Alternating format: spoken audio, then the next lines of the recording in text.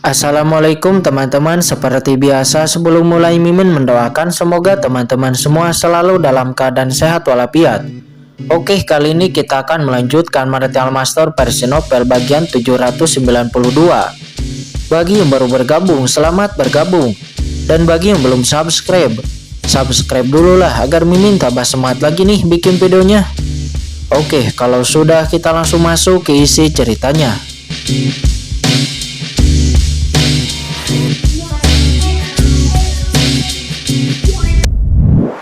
Kincen menjadi lebih kuat lagi. Penggal semua. Tubuh Kincen bergegas ke atas. Pusaran air yang tak terhitung jumlahnya di sekitar tubuhnya menabrak pasukan naga gelap itu. Aura pedang ditebas lagi dan lagi. Dan tiba-tiba, naga bertanduk badai gelap dipenggal. Semuanya diserap dan ditelan oleh Kincen. Dalam sekejap mata, ada hampir puluhan naga gelap yang telah mati di bawah tangan Kincen. Ayo lawan. Zhou Wusheng meraung. Meskipun Wei Shiqing membenci Kincen, dia tahu bahwa sekarang adalah kesempatan untuk melawan.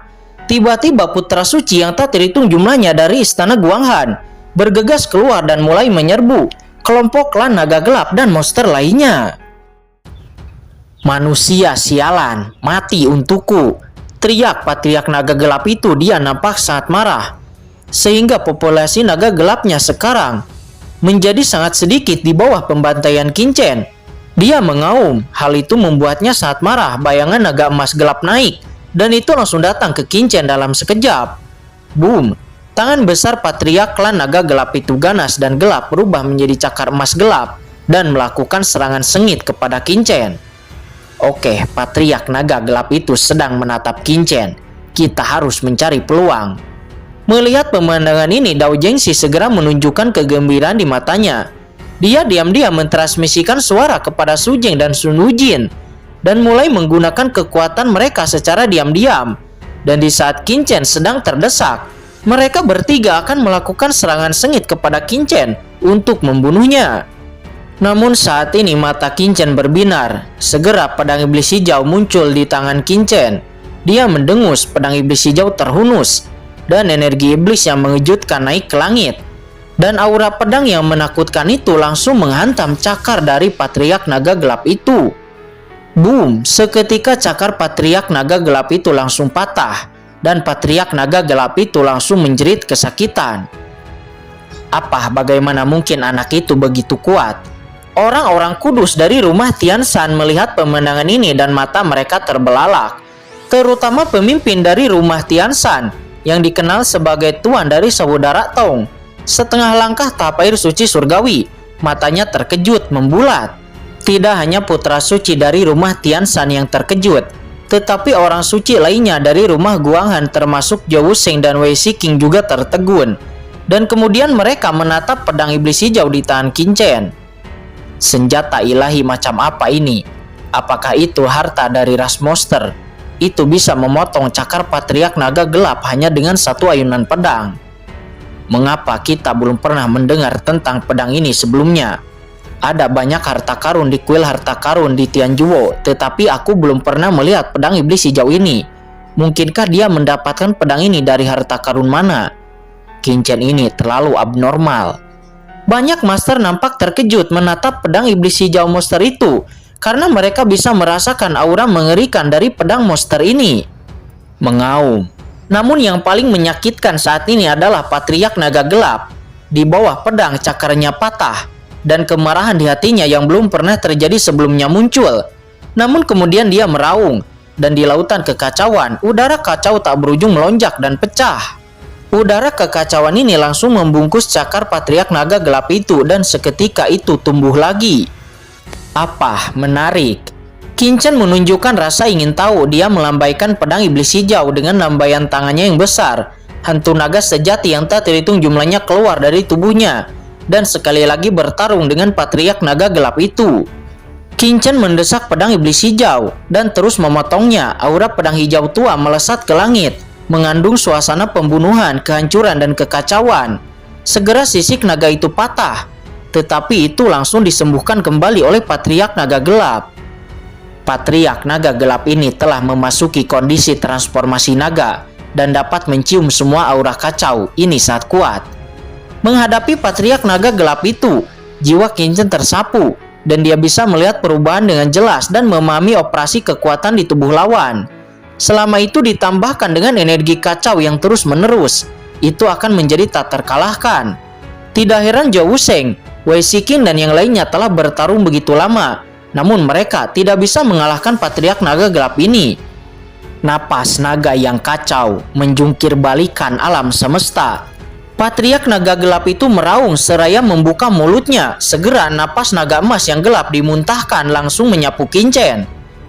Itu adalah napas kacau dari Patriark Naga Gelap yang lebih dari 10 kali lebih kuat dari naga gelap biasa yang dimuntahkan sebelumnya. Tetapi tubuh Qingchen tetap tidak bergerak dan ada esensi suci yang mengerikan di tubuhnya. Ada hantu naga asli yang berkeliaran di sekujur tubuhnya.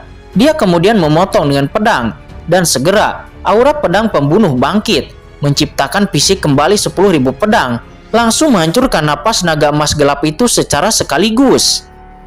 Namun kemudian Patriark Naga Gelap itu tiba-tiba membuka mulutnya kembali dan langsung memuntahkan api sihir yang mengamuk. Itu merupakan api sihir naga gelap yang dapat melelehkan kita berdosa berbentuk naga dalam pembakaran. Bersaing denganku dalam api. Senyum tipis muncul di mata Qingchen, memanfaatkan momen ketika pemimpin klan naga gelap itu menghancurkan kepolosan berbentuk naga. Tubuhnya bangkit. Di atas kepalanya, pagoda kaca kibau muncul dalam sekejap dan nyala api yang tak berujung menyapu. Pada saat ini, Qingchen tampak seperti dewa api. Sebuah pukulan keluar, sejarah peradaban api disimulasikan. Sebuah kata besar, api, muncul di udara. Setiap pukulan itu adalah nyala api yang mengerikan. Api teratai hijau, nyala api es langit, dan api dari Jin Yan, juga api Yin dan Yang, mewakili kekuatan paling kuat dari api langit. Di bawah restu pagoda kaca kibau, 4 nyala api besar itu bermekara dengan 7 warna cahaya, mengubah dunia badai yang semula gelap gulita menjadi kerajaan api. Boom! Segera Patriark Naga Gelap itu hangus dan tubuhnya terbakar. Darah muncrat dengan liar dari mulutnya. Retakan muncul di tubuhnya dan bau terbakar di mana-mana. Di saat itu Qingchen kemudian mengayunkan pedangnya. Seketika cahaya pedang yang menakutkan langsung menebas ke arah kepala Patriark Naga Gelap itu. Boom! Pedang itu langsung memotong kepala Patriark Naga Gelap itu. Di saat yang sama Qingchen mendesak buku asal-usul dan mulai menyerap peradaban naga gelap itu. Selain itu teknik perbaikan langit juga beroperasi, menekan kepala dan tubuh naga gelap itu dan menyempurnakannya dengan gila-gilaan. Segera di dalam tubuh Qingchen, halaman peradaban yang mewakili klan naga gelap itu muncul, dan kekuatan tubuh dari klan naga gelap itu juga disempurnakan oleh Qingchen dan menjadi kekuatannya sendiri. Di saat yang sama dalam badai yang kacau, naga gelap dan monster lainnya nampak menonton adegan ini dengan ngeri dan kemudian meraung keras. Tiba-tiba banyak pasukan monster mundur satu demi satu dan pergi ke bawah dasar laut. Qingchen juga melihat itu, tetapi dia tidak mengejarnya karena dia merasa bahwa di kedalaman laut kekacauan itu nampaknya masih ada keberadaan monster yang sangat menakutkan. Pada saat yang sama badai kekacauan yang gelap akhirnya meninggalkan daerah ini.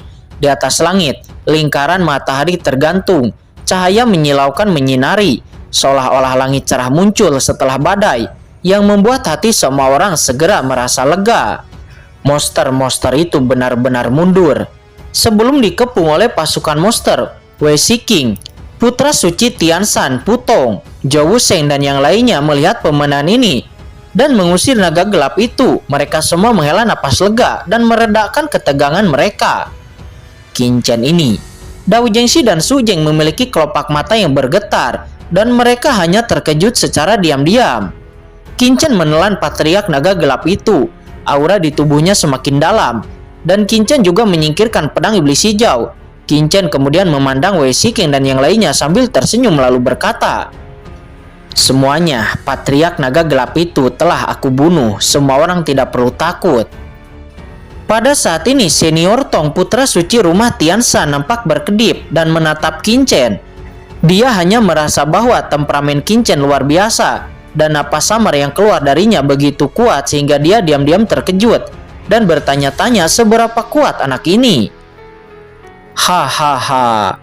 Zhao Wusheng juga terkejut, tetapi dia adalah orang pertama yang bereaksi dan tertawa terbahak-bahak. Saudara Tonghu, wanita suci Wei Shiqing, kali ini berkat tindakan saudara muda Qin Chen yang membunuh Patriark Naga Gelap itu, kita telah aman dan sehat. Tetapi saya hanya ingin berterima kasih kepada saudara muda Qin Chen dan berkumpul bersama. Kata Zhao Wusheng nadanya sangat besar dan dia adalah kakak laki-laki dari Tian Zhuo. Begitu dia mengatakan ini, dia segera menyelesaikan dan dia menutup persahabatannya dan menganggap ini semua diselamatkan oleh Qin Chen dan itu juga akan meningkatkan reputasi Tian Zhuo. Terima kasih. Mata putra suci dari rumah Tianshan yang bernama Tonghu itu nampak membeku dan dia kemudian muncul di depan Qin Chen dan lalu berkata kepada Zhao Wusheng, "Zhao Wusheng, kamu tak tahu malu untuk mengatakan bahwa kepala klan naga itu telah dibunuh oleh Qin Chen ini. Qin Chen ini sebelumnya telah mengambil pena suci klan naga ini secara diam-diam dan menyebabkan kami hampir jatuh di sini. Mengapa kita harus berterima kasih padanya?" Kata Tonghu nampak hatinya sangat tertekan. Mereka menemukan garis keturunan naga gelap ini terlebih dahulu. Tetapi yang mendapatkan keuntungan adalah Qin Chen dan dia sekarang juga harus berterima kasih kepada Qin Chen. Bagaimana bisa semudah itu? Pada saat ini mata Wei Shiqing juga berkedip, memancarkan cahaya sedingin es. Dia juga nampak tidak ingin berterima kasih kepada Qin Chen, karena ini semua juga disebabkan oleh Qin Chen. "Pergi, ayo pergi," kata Tonghu. Dia menus dingin, dan kemudian membawa banyak orang dari rumah Tianshan untuk pergi dari sana. Ingin pergi? Bagaimana bisa ada hal yang begitu mudah? Begitu tidak tahu berterima kasih. Saya telah menyelamatkan Anda, tetapi Anda akan pergi begitu saja, kata Qin Chen. Dia berteriak dingin. Boom, segera serangkaian pedang Qi melonjak ke langit dan berubah menjadi jaring pedang yang tak terbatas. Jaring pedang itu luar biasa, seperti tirai langit, dan itu benar-benar menghalangi semua murid dari rumah Tianshan. Mendapati itu, murid-murid dari rumah Tianshan yang berulang kali menggunakan kekuatan magis mereka, tetapi mereka tidak dapat menembus belenggu jaring pedang Qin Chen, dan mereka hanya bisa terjebak di dalam jaring pedang, dan wajah mereka nampak jelek. Saat ini ekspresi Tonghu juga nampak berubah drastis. "Qin Chen, apa yang ingin kamu lakukan? Ketika kita mengatakan yang sebenarnya, apakah kamu menjadi marah dan ingin membunuh kami?" Setelah mengatakan itu, segera di atas kepala Tonghu, hantu yang menjulang tinggi tiba-tiba muncul. Hantu itu melonjak dengan aura suci surgawi yang menakutkan, mengarah ke arah Qin Chen, meledak dengan kekuatan yang kuat. "Tonghu, apakah kamu berani membalas dendam?" kata Zhao Wusheng. Dia nampak marah.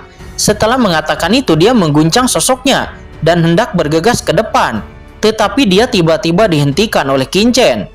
Menghadapi pukulan ini, Qin Chen tetap diam. Dia menekuk lengan kanannya ke belakang dan menyerang dengan tinju pembantaian. Boom! Suara tumpul terdengar. Tinju Qin Chen langsung bertabrakan dengan tinju Tonghu itu. Seketika wajah Tonghu tiba-tiba berubah dan dia mendengus, dan hantu di atas kepalanya langsung hancur, dan seluruh orang itu terbang terbalik. Tubuhnya melonjak dan dia hampir saja memuntahkan seteguk darah.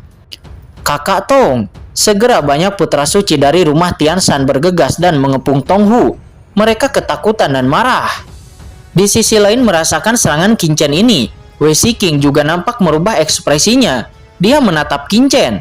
Kekuatan Qin Chen membuatnya merasa sedikit cemburu dan dia tidak berani bergerak.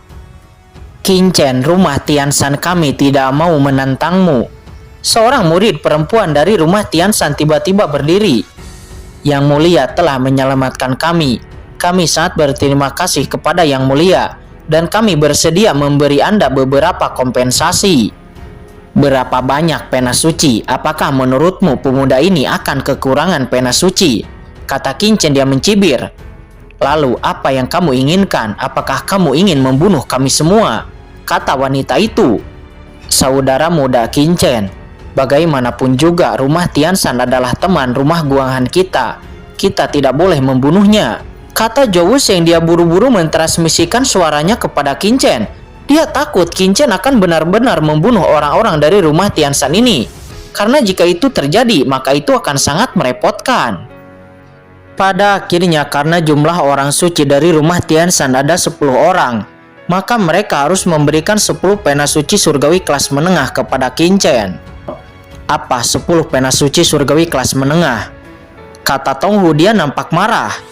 Namun pada akhirnya dia dan yang lainnya langsung mengeluarkan 10 pena suci surgawi kelas menengah itu dan langsung diberikan kepada Qin Chen. Qin Chen kemudian mengambil 10 pena suci surgawi kelas menengah itu, dan Qin Chen juga melihat kemarahan dari Tong Hu, tetapi dia tidak peduli dan langsung menyimpan semua pena suci itu. Pergi, ayo pergi, kata Tong Hu. Dia berkata kepada orang suci dari rumah Tianshan-nya, dan kemudian terbang menjauh beberapa kilatan dan menghilang dari sana.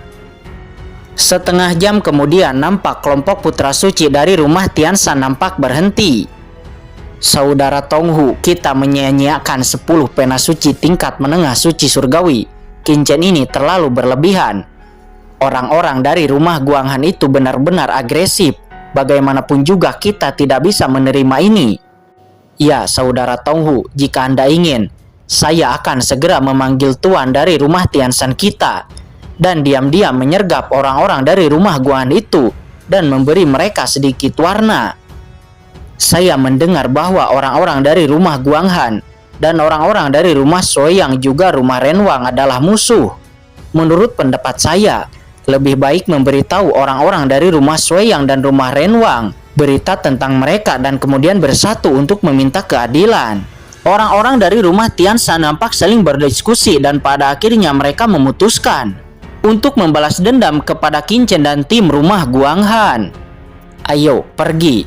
Tong Hu memberi perintah dan segera orang-orang dari istana Tianshan itu menghilang ke udara, kemudian mencari tim rumah Soyang dan rumah Renwang.